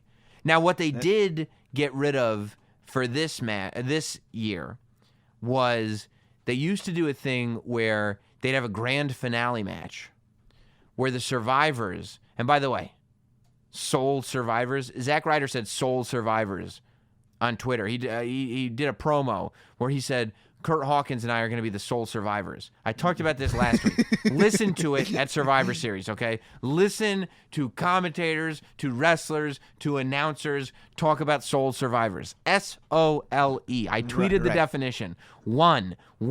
There can be one Soul Survivor. You cannot pluralize Soul Survivors. But there's 2 of them, so 2 ones. That's not how that works. Okay. There's 2 of you. You're not exactly lone. So what they used to do was they'd have a grand finale where all the survivors would come back to have one big match. The good guy survivors would be on one team, and the bad guy survivors would be on another team. Which really, that's how clear cut and defined good guy versus bad guy was. That sounds cool. It was cool, except then you kind of knew you had to throughout the night. The Bushwhackers are eliminated by the Beverly Brothers. 4-on-2. Marty Jannetty's just waiting for him to turn around. Hey, bud. Yeah. Hey, Mike. Or is that Wayne? Right over here. So that's Wayne Bloom. What that does do, unfortunately, is. But by the way, the Beverly Brothers are Bo and Blake. I'm sorry. When they're Beverly Brothers, it's Bo Beverly and Blake Beverly. I don't know which one's Bo and which one's Blake, but they're Bo and Blake, the Beverly Mama Brothers. knows. Yeah, Mama does know. It makes it so that as you're watching Survivor Series, when you have a grand finale match, you kind of know you're going to have about an equal number of good guys and bad guys winning because then you're going to have a match later. And the babyface is always one, I'm guessing. Yeah. Yeah. Hogan must pose. Right. I think the year before this, it was like Ultimate Warrior, Hulk Hogan, and Tito Santana was the good guys. And then I think they had 5 bad guys they had to beat. And so they had Tito get eliminated, of course. Poor Tito. And then Hogan and Warrior just beat all the bad guys and just stood up together like superheroes at the end. Yeah. But they did not do that for this one. I would imagine, if I had to guess why they didn't bring that back, probably because they didn't have Hogan in a Survivor Series match. And so why bother? There's no need. Right. Like, think about what's the star power going to be? Like, are you going to have, the Beverly Brothers and the Mountie versus Hacksaw Jim Duggan and the Big Boss Man? And then half the people in the next match are gone. So. Right. Yeah, I mean, I when I was a teenager watching the Survivor Series, it always seemed like the actual Survivor Series match was like almost like we need to do this. Right, just because we named the pay-per-view, so we're supposed to, like, you're really just waiting for the Elimination Chamber. Right. Yeah. Nasty Boy Brian Knobs, this is the numbers advantage. This is the thing that people talk about. 4-on-2. 4-on-2, it's not easy. Look at that teamwork. Those are brothers. Look at that. And either Bo or Blake, whoever Wayne Bloom is sitting there looking at the audience going, can you believe what I just did? That was cool. Yeah. That's the Beverly Brothers. Sean says, no way. No way, Jose. Who would have thought you were looking right there at a guy who would go on to be arguably the greatest wrestler of all time? Like, you're looking at maybe the greatest wrestler of all time, certainly one of the greatest WWE superstars of all time. Now, when Sean and like Marty split, was Sean automatically groomed to be that, or was that like? I don't think Sean. No, there's no way Sean was automatically groomed. Not to be like the greatest of all time, but right? Just to be like. I mean, it was pretty clear that Sean was going to be more of a star than Marty. Right. Which was a bummer because I was a kid. I like good guys more than I like bad guys, and I was really hoping Marty would give Sean the business. Mm. He didn't. He really didn't. He never really even got good revenge on him. They had a couple matches here and there. They had a ladder match, right? I think. They did not have a ladder match. No. Oh, okay. No. They had a match. It wasn't a ladder match, but they had a match. Okay. But yeah, Marty would go on. He did have the Intercontinental title at one point for about a week. I think he had the tag titles with the 1-2-3 Kid for a week too, unless that was Sparky Plug. I think it was Marty Jannetty. That would be a couple years after that when the title started to get switched a little bit more frequently because you had live Monday Night Raw every week. Right. And then Marty just never got support from the audience, I'm guessing. Well, he didn't get the most support from. I mean, Sean clearly was more talented and had more charisma, but Marty also was a partier. He wasn't as reliable, maybe. You know what I mean? He'd have to. He would find reasons that he'd have to part ways with the company many, many times. I think he's been in and out of WWE like 7 times. Like, he just can't stick around. Sean just getting the snot kicked out of him. Frequent tags by these 4 men. The mark of tag team veterans. As he gets whipped against the rope, sunset flip. Ooh. Yeah, big kick out by Brian Knobs. See? Frequent tag again. Won't let him get that tag in. To the fresh man, Marty Jannetty. Because there's 3 fresh men just waiting there on the other side. Yeah, Marty would even have a run in WCW. I mean, it wasn't like a run, but he was in WCW for a period of time. I guess everybody was in WCW for a period This of time. was like but- mid-90s? Because I remember him from... No, it was like late 2000s. It was like Really? early 2000s. Yeah, it was towards the end of WCW for sure. It was when a lot of people. It was like I think it was like they brought in Marty Jannetty. They brought in Rick Martel. I think it was like the Thunder years. You know, when they started to This really is like expand the a- roster. Yeah. Yeah. Nice fly. And there's that super kick that would end the career of the Nature Boy Ric Flair. It He doesn't just even, no-sold it it. doesn't even keep Brian Knobs down. He no-sold it like Renee Young getting kicked in the face on commentary. Look at Sean going up top. Oh, no, not enough. I thought he was trying to get his you-know-what in for a little bit. It's so crazy to see someone just completely no-sell a super The kick. super kick, because Yeah. then it was just a kick. They didn't even call it a super kick. He called it a crescent kick. He hit him with a crescent kick. Oh, boy. Sean is in no man's land at this point. No momentum his way. This is just, it's a massacre. It is, look at Marty reaching out for the tag. Oh! Okay. Sean with that burst of energy, huh? Let's reach out. Reach out, get that tag. Oh, he doesn't know where he is. No, oh, he's, no. he's a little shaky. Marty's like, Sean. There Oh, we he go. got the tag. Boom, there he is coming in like Okay, that's a little messy. yeah, Knobs sold that punch better than he sold the super kick. It's how you know what it is? Marty, he's just got too much energy right now. Marty's a little messy. Yeah, he's losing his mind. Yeah. He's so excited to be in the ring. Like, relax, pace yourself, bud. Missing half your shots. Yeah, there's still 4 guys, and your partner can barely move. You think the Bushwhackers are even still in the building? They probably went home. They're probably like halfway to the next town already. And they're walking all the way over. Oh there. yeah, they're just bushwhacking their way to San Antonio for Tuesday in Texas. Are we booked, mate? Now wait. Now, so why this? What is that? What is what? What is the bushwhacker thing supposed to be? That's the bushwhacker walk. Why? What What was the explanation for that? That's not a. do you need to explain everything? It's a bushwhacker walk. It's how bushwhackers walk. Okay. You know what the biggest bummer in the world is? As an adult, I met Bushwhacker Butch. Mm-hmm. I think it was Butch. He was the one that was around, I think. And he came over because the video camera was on. And he did the thing where he licked my head. And I went, oh, no, this is going to be disgusting. Yeah. Not one drop of saliva. It was all worked. What? They know how to do it with their hands, so it looks like they're licking. The whole thing was a work. They didn't lick anybody. I mean, what are you? You're not saving anyone from getting sick. It's a. I really thought everybody was getting licked. You were excited to get licked. I mean, I was bummed out that I was going to get licked, but I was even more bummed to find out nobody had ever really gotten licked. It was all a ruse. It's a work. Yeah, I got worked like everybody else. Oh, man. Now, Marty Jannetty is just no help whatsoever. All right, hot tag for nothing. No, this is a long-ass match, too. Wow, I'm looking at it now. Technically, this match is only 23 minutes. I would have guessed 40. 23 minutes. That's for it. an undercard. 23 minutes, yeah. And they're like, all right, we're going to let the Bushwhackers, they're going to powder out about 7 minutes in. You got this, Rockers? Sean, Marty? Jerry Sags looks like my teeth. cousin Jeff from Michigan. I don't know if he has gap teeth. I think he's missing a tooth. I think. Oh yeah, that was a big space. Yeah. Yeah, a lot of times when you see a tooth-size gap, Okay. it's just a missing tooth. It's not Okay. actually like braces won't help. There he is, pointing to the crowd. Look at what we did. Look at what we did to Marty Jannetty. Here comes Brian Knobs now, looking a little blowed up, getting up to that top rope. They're a little tired. Well, come on. Oh, Oh, got there we those go. knees up. Tag. Got those knees up. Tag back to the man. HBK, baby. I mean, we still have 2 more eliminations. Yeah. They're going to have to eliminate both teams if they want to make this work. Now HBK's coming in like a house on fire. He's got to be running on adrenaline at this point. Boom!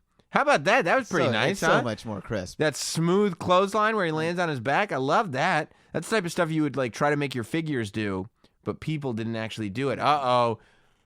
That one Beverly brother just in the middle. I will say Sean's like movement and all that really does stand out next to everyone else in this ring. Including Marty?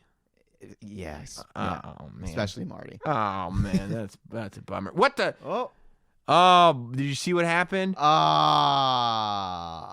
Marty accidentally kicked Sean. Why the hell did he go and do that? See, and Sean's pissed now. Isn't it funny that, like, Shawn, like, looking like he's pissed in character, he would go on and have that same face when he was actually pissed at people? Yeah. I mean, you know what? I can see where the whole barbershop thing came in. That was all on Marty. He's pushing Marty. By the way, Survivor Series is not a good spot. Survivor Series 93 and 91, the destruction of the Rockers. Survivor Series 93, 2 years after this, is going to be the destruction of Bret Hart and Owen Hart. Although, Bret Hart versus Owen Hart, one of the great rivalries of all time. Shawn Michaels, one of the greats of all time. So, he's saying... What's happening here? I thought they were... Yeah. Match is over. What's going on? I thought the match was over, too. Why did the Rockers try to attack Did they pin both Bushwhackers? I only saw one Bushwhacker get pinned. I thought it was one pinfall. So did I. Did you see two people get pinned or one person get pinned? I saw one. So I guess it's not double elimination. I mean, Shawn's out. We must have missed... Maybe we missed a Bushwhacker pin. Maybe both Bushwhackers got pinned. Shawn is out. Yeah. And the match is continuing. Although, I do remember that on commentary, Gorilla Monsoon didn't see Shawn get pinned. So he called this as if to say that Shawn was walking out on Marty, and nobody corrected him. I mean... So that's what commentary said. Okay, I mean, there's... But I'm sitting there as a kid going like, he got pinned, though. Gorilla?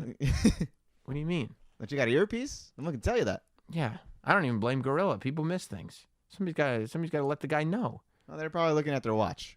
I'm like, we gave these kids 15 minutes. Marty, it's now 1-on-4. I mean, how much offense can he put in against four people? Well, this is Marty's opportunity to really shine. Marty's going to shock the world, I think. That won't come until the next match. You don't think so? Shock the world. Oh, boy. Oh, man. I told you. That was cool. Was that? Yeah. That was cool. Marty jumping off the rope like that, getting his feet up there. Very luchador-esque. Very luchador-esque. And you got to imagine, this is November of 1991. That stuff really isn't happening very much. Brian Knobbs getting thrown into that corner post. Ooh, super kick. No sell. No sell on that. By the way, that's not a super kick. They're crescent kicks. Crescent kick. Super kick hasn't been introduced yet. He got a lot of air on that. And look at that, too. What's interesting is he got a ton of air on that. And that's a big move to try in this era when they have almost no space on the outside of the ring. Look how much, look at it, they have like 3 feet on any side. You know what? This is Marty's time to shine. And the slide in, you see this? Yeah, this is great. You see the slide in the ring? Marty's crushing it right now.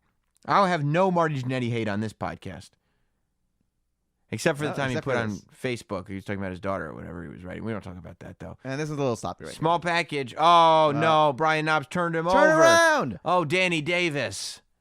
And 3. Oh, come on. He had the ropes. He had the ropes. He had the shoulder up. This is ridiculous. Now, this is the actual screw job. This is the Survivor Series screw job. Hey, you ever watch Survivor Series screw job? Brett? No. Marty. Jerry Sags. We all know who should have won that. We know. We remember. By the way, this referee in there, Danny Davis. Mm-hmm. Fun fact, Mattel just put out a WrestleMania series of elite action figures. And if you get all 4, you can build a referee Danny Davis action figure. Really? And he looks just like that. He's got the bow tie. He's got the whole thing. So if you want a referee Danny Davis action figure, you see how Marty picks up Jerry Sags and his foot knocks out Shawn, and Brian Knobbs takes advantage. Shawn blames Marty for eliminating him from that match, and justifiably so. I get it. Yeah, I get it too. I absolutely get it. Who was the senior referee at this time? They didn't have senior referees. They had Jack Tunney and a whole bunch of referees. But Earl Hebner's there, obviously, and Mike Chioda, who is still at WWE. Mike Chioda was here? He was here. Wow. He was here. You know how cool it is to be in WWE locker room, like a TV locker room, and have Mike Chioda walk in and go, "What's up, guys?" And I'm like, "Holy, it's Mike Chioda." It's been a goddamn legend just walked in the room. Everybody just pay homage. 30 years. Yeah. Longer, maybe? When? 91 is less than 30 years, but yeah. Oh, the stories. Yeah. Should have him on the podcast. I would have Mike Chioda on the podcast. He'd be great, I'll bet. Yeah. Yeah, that's 28 years. This Survivor Series was 28 years ago. We're about to experience Survivor Series 2019. Man, it's crazy that this was 28 years ago. I've watched every Survivor Series live since this one.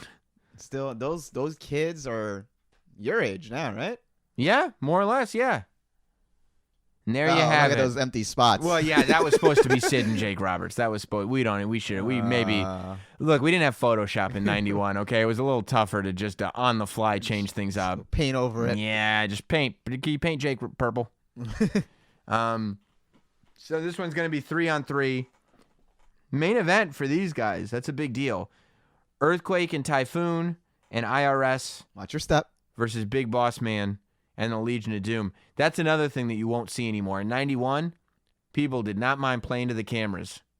2019, you will not see a professional wrestler play to the camera in WWE. They should bring back. You think so? You Yeah. like this? I mean, we know there's a camera. They know there's a camera. Why not? If you're you're an athlete, UFC guys or whatever, they talk to the cameras. I'm not surprised, mother. Right, exactly. So why wouldn't you? Yeah, no, I get it. Now, Earthquake, of course, had been a main eventer previously, singles main eventer. He came into the WWE in 1990 and immediately started a program with Hulk Hogan. And he was really brought in as a monster, the latest monster to destroy Hulkamania. Mm-hmm. And it was good. They headlined SummerSlam 90, Earthquake versus Hulk Hogan. He broke Hulk Hogan's ribs with the Earthquake drop.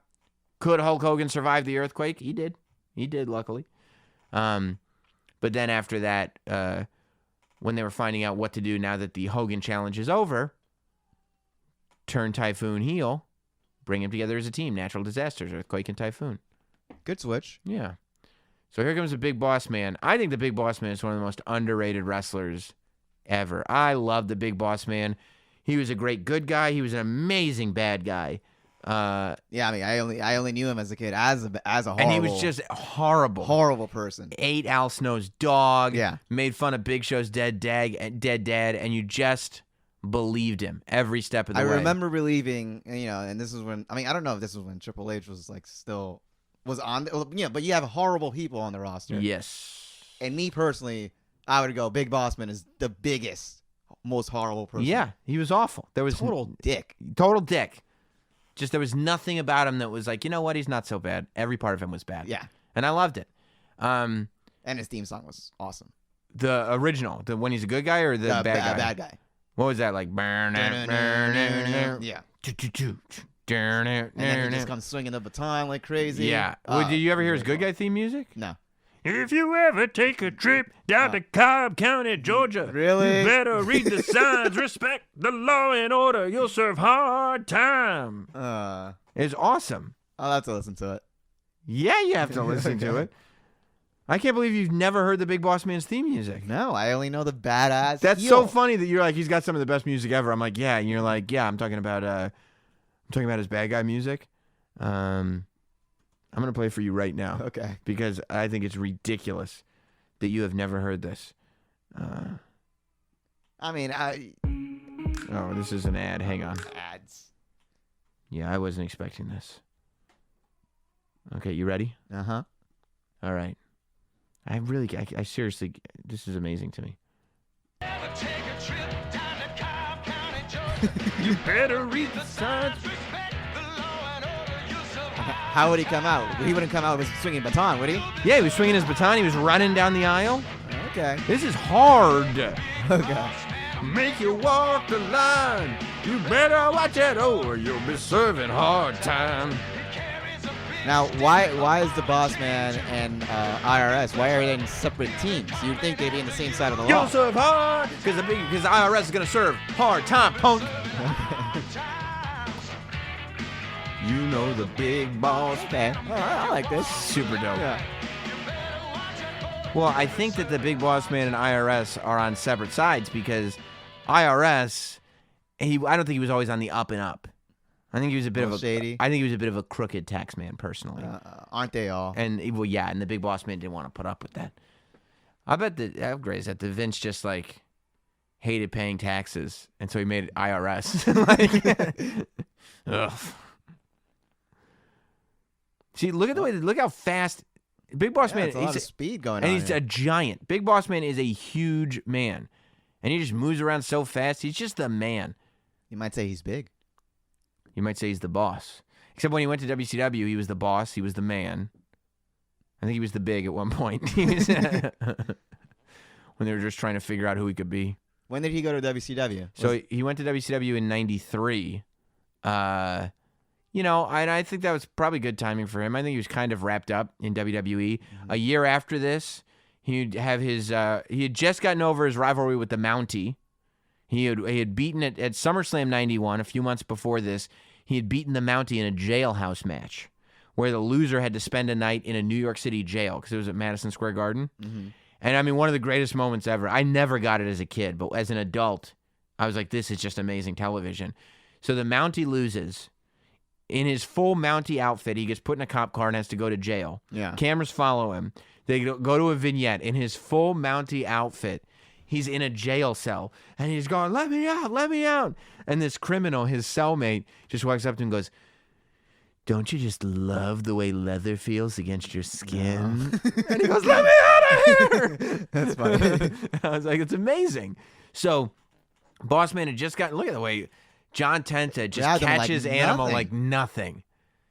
Dude, John Tenta was so strong. He's another one that was so underrated. The Earthquake is just so great. So he had just gotten over the Mountie thing. That's over.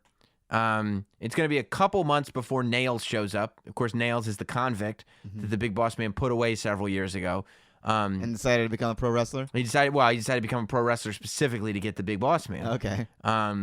So Nails would show up several months after this, like into 1992. Yeah. He would beat up the Big Boss Man with a nightstick, putting the Big Boss Man on the shelf, or a shelf. Hey. And a year from now at Survivor Series 92, we'll finally get the Big Boss Man versus Nails in a nightstick on a pole match.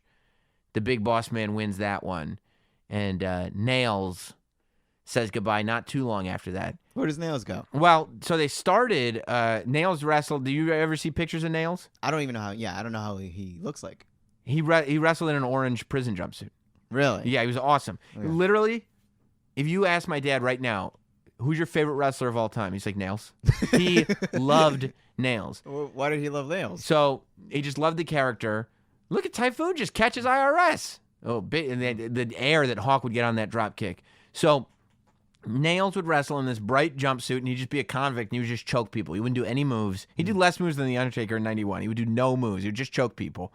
And in 92, we went to SummerSlam in Wembley Stadium, my whole family. And my dad got to see Nails in person with the bright orange jumpsuit and everything. He was like, that's my dude. That's my guy. Something about him. Nails was fighting Virgil that night, by the way. Okay. He's like, that's my guy. I mean, it's great that WWE gives former felons an opportunity. Well, he wanted to beat up the Big Boss Man. Big Boss Man's in WWE. It's hard to get a job out there.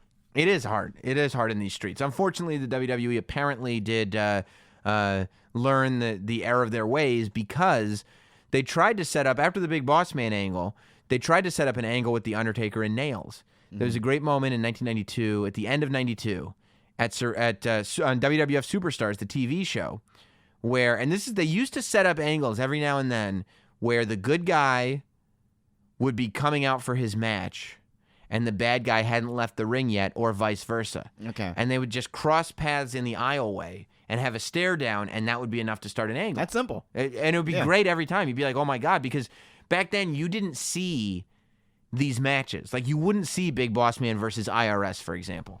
Like, that wouldn't be a match that you saw on TV. So if IRS and the Big Boss Man came into contact with each other, you'd be like, oh my God, this is a big deal.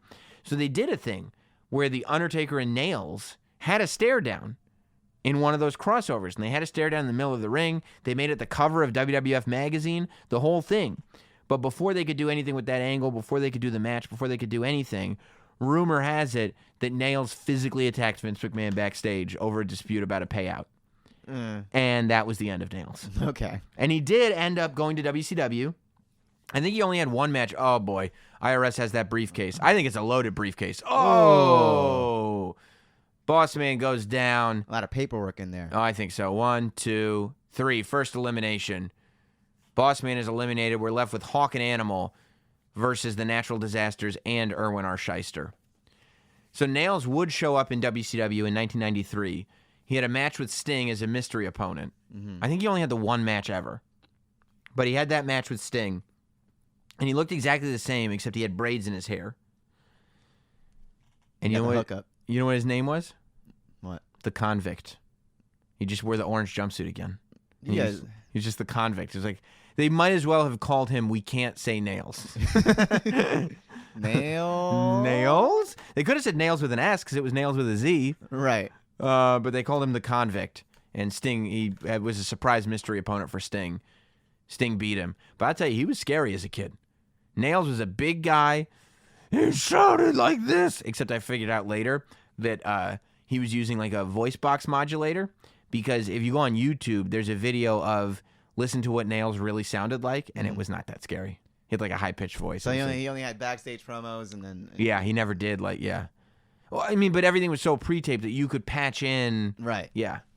It's like when you go to a concert and they still do auto-tune. Like, you could auto-tune live. Right. Yeah. Or like when they wanted to use Arn Anderson, I guess, for Shockmaster's voice. Ole. Oh, Ole. Ole Anderson. Yeah. Stop bringing up the Shockmaster, okay? Oh, he's right there. I know, but Typhoon. It's hard not to. He says, talk about Typhoon. Don't talk about new shit, he says.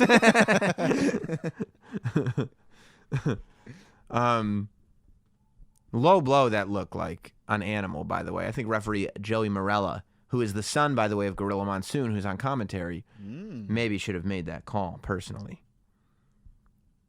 There they have him choking the life Just casual stuff. out of Animal. It's going to be tough. It's going to be really tough for these guys to come out of this. So what do you think of this so far, Hot Dog? You're watching Survivor Series 91. You've never seen the pay-per-view. You're probably used to a completely different pace of action. What do you think of Survivor Series 91? I am used to a different pace, but I am still surprised by... It's a lot faster still than I thought it would be. Like, it's kind of dope. Yeah, because I think of like 80s and early 90s, and I think of just like rest holds and like sleepers and stuff like that. So Yeah. I've never really been too interested to like go back and watch it. But like watching them like the Rockers and all that stuff, and like even these guys are going pretty fast. Yeah, and I mean, they're powerhouses, which is great. Right, yeah. Yeah. Like I did not expect that at all from like early 90s No. stuff. I thought that came in like late 90s. Yeah. Well, see, this is why you got to do your research. You are ignorant. I was ignorant. I'm glad that you've been educated to this. Hawk is just cleaning house on everybody. It is wild that this is the match they're ending the pay-per-view with. Is the crowd into it? Is the question though. Yeah, I mean, I'm sure. Look, Man, look at Hawk's body. Jesus. he's just crazy. It's crazy. I think that, yeah, I mean, Legion of Doom was a huge act. I mean, you know, he knocked out Typhoon on accident. Oh, you think IRS is going? Come on. You think IRS is going to Typhoon and going like, Typhoon, I'm sorry, that was on accident. My bad, bro. I don't know how they got there. See, now you would sit here and go like, well, the odds have been evened. But I would tell you that no. I would say that the Legion of Doom have a distinct advantage over the idea that IRS and Earthquake would be a team together because they're not teammates. This is a tag team match. Now. Right. It's a 2-on-2 tag team match. And Legion of Doom have all the experience in the world. IRS and Earthquake have never teamed together at all. They don't even have the same manager. And now they're beefing with each other. They're beefing. Oh boy. why I oughta? Why I oughta. He's like, get the heck out of here. I'm sorry, Bubby. I'm sorry, buddy. I love you. I love you. Don't hurt him. By the way, I saw Earthquake Splash. He did it, I think, on Boss Man Yeah. a couple of minutes ago. I think that would legitimately kill me. Yeah, because it looked like it's just like, that's just landing. If I don't move out of the way, I'm getting squashed. Right. Now, it looks like the Earthquake he's walking out on Is he IRS. leaving? He's walking out on IRS. He's going, screw you, IRS. Boy's loyal. Well, you know what's happening here, Hot Dog? Face turn. Natural Disasters getting ready for that big face turn. And a couple months after, well, more than a couple months, about 9 months after this, SummerSlam 92, Wembley Stadium, we would see Money Incorporated, Ted DiBiase, and Erwin R. Shyster versus the Natural Disasters. I think. The long con. I mean, yeah, like the feud. I think so. So the feuds back then. Well, they didn't really reference this match, I don't think. The feuds back then lasted a lot longer, yes, because you only had, this is the big four. King of the Ring hadn't even started yet. Right. You know, so this is the big four. You have Royal Rumble, WrestleMania, SummerSlam Survivor Series. That's it. Those are your pay-per-views, and everything is just leading to these pay-per-views. So really, rivalries were only about one thing: live events. It was about putting matches on at live events that people liked, and so these rivalries would last however long the live event cycle would last. And Raw started in 93, so the weekly show they had was only 1 hour? Well, they had a couple shows. They had Superstars of Wrestling and Wrestling Challenge that were both syndicated weekly shows that were usually on Saturday and Sunday morning. They were in New York anyway, and those are an hour. And then they had All American Wrestling, which was Sunday mornings on USA, and then they had Primetime Wrestling, which was that was the precursor to Raw. That was their nighttime show. But Primetime Wrestling was like a studio show. It was Bobby Heenan and Gorilla Monsoon sitting at a desk and throwing to matches. And the syndicated shows, Wrestling Challenge, Superstars, All American Wrestling, all enhancement talent matches. But it was Primetime Wrestling. It was okay. These matches happen over the weekend or something like that. Let's go to it. Or was it shown as like this is happening now? No, it was definitely they wouldn't say when it happened because they were all new matches. Yeah. But it would be they wouldn't be acting like they were in the arena. Okay. Yeah, but the big matches were saved for pay-per-view, live events, Coliseum home video. So every 30 days they would have a new home video that came out that was not a pay-per-view release. So it would be like content that was exclusive to home video. There's even a section on the WWE Network, if you're perusing through it, that's really fun. You can go into like the home videos that they released in like the late 80s and early 90s, and just bumped into each other. Rough. And all of them had matches that you never saw on pay-per-view or TV. Angles wouldn't happen in home video, though, right? No, not angles. Blow-offs would, though. Huh. That's weird. I mean, that sounds so weird. You would have lots of angles that started on TV that never blew off on a pay-per-view. You know, you never had a Jake Roberts Undertaker match. Well, I'm sorry, you never had a Jake Roberts Ultimate Warrior match. You never had an Ultimate Warrior Undertaker match. You never had a Hogan Flair match. There were plenty of angles that were started on. I mean, Papa Shango and the Ultimate Warrior. You were waiting for that match to be on pay-per-view, but they just did it at the live events. Huh. You know, so that's what it was all about, is selling live event tickets then. Pay-per-view wasn't even like... Well, pay-per-view was, but I mean... It wasn't a big money maker yet, It was I still guess? growing into itself. Yeah. It was still growing into itself. IRS is now like, oh my God, where's that earthquake? I wish he was here. You got a feel for him now. I mean, he's getting some sympathy. No, he's not. IRS wants to leave. Forget it. I'm about to take my tie off if you're not careful. So it looks like IRS is leaving too. You can't end the show like this. Why? What's wrong with 2 countouts and an elimination? Uh-oh. Yeah. Oh, no. The big boss man. If you ever take a trip down to Cobb County, Georgia, you better read the sign, respect the law and order. Turn around. Yeah, here he comes. This is the boss man is here to protect law, order, and justice. This is law enforcement going on. That's right. Now. That's right. Oh, boy. Ooh. That's a big arm across the chest. That's a tree trunk falling on you. Big suplex. Oh, boy. Hawk is going up to the top rope. This can only mean one thing, Hot Dog. Have you ever seen this before? Do you know what he said? No. Boom, flying clothesline. I thought he was setting up for it. Oh, they didn't. And it's over. They didn't have to do the Where's the Doomsday device? The Doomsday device was usually the flying clothesline off the shoulders of Animal. But, yeah. And that's the end of the pay-per-view. The good guys win. I mean, I still don't understand. I get that. Look at those arms. I get that Hogan lost, so you don't want to end it on a sour note. But surely there must have been events by now that have ended on sour notes. Like you could have put that in the main event. I'm literally thinking right now. I don't think prior to this pay-per-view there had ever been a pay-per-view that ended on a sour note. Not one. No. I mean, title changes that were sour notes happened either in the middle of the show. When Ultimate Warrior lost the title to Sergeant Slaughter, it was middle of the show. It was at a Royal Rumble. It was not the last match. And they purposely did that with every title. Like, okay, a heel's going to win this one. Well, yeah, Let's move this to like the titles didn't switch that often. Yeah. So it's like, and heels almost never won. Is that backdrop crooked? Or am I crazy? There's something off about it. It is, right? Yeah. Maybe the camera's crooked. Is Sean Mooney crooked too? It kind of looks like the backdrop's a little crooked. I love that they would travel with that locker room backdrop. So that wherever they went, that's the arena they were in. What's the announcement being made here? Tuesday in Texas. They're selling. Okay. They're selling you on their next pay-per-view. Bobby Heenan and Gorilla Monsoon's like, it's not over yet. Enjoy Thanksgiving tomorrow. You get a pay-per-view to buy on Tuesday. And if you don't feel satisfied by this, you will on Tuesday. Exactly. Now, I think Tuesdays in Texas had a discounted rate. So it wasn't the full pay-per-view rate that, you paid for Survivor Series, but still. They're saying, look, we want to give you what we want to give you. The closest time we can give it to you is this Tuesday in San Antonio, Texas, so we're going to put on pay-per-view. Sorry, man. Sorry, what we are you couldn't do it complaining tonight. about? It's extra. It's more content. And you're like, yeah, for more money. Yeah. See, in England at this time, there was no pay-per-view. Everything was on Sky Sports. So, they were like, Tuesday in Texas. I was like, dope. It was all free in England? It was part of pay-per-view. Yeah, I mean, pay-per-view, yeah, it was free. Wow. It was part of your cable provider. I think... What is this? So Bobby Heenan was just calling up to order the pay-per-view, I think. And this now is Mean Gene Okerlund. And he's in the seedy underbelly in the depths of the Joe Louis Arena. So we're not actually ending on LOD standing tall with the big boss man. We're ending on an Undertaker promo letting you know that he's Le Champion.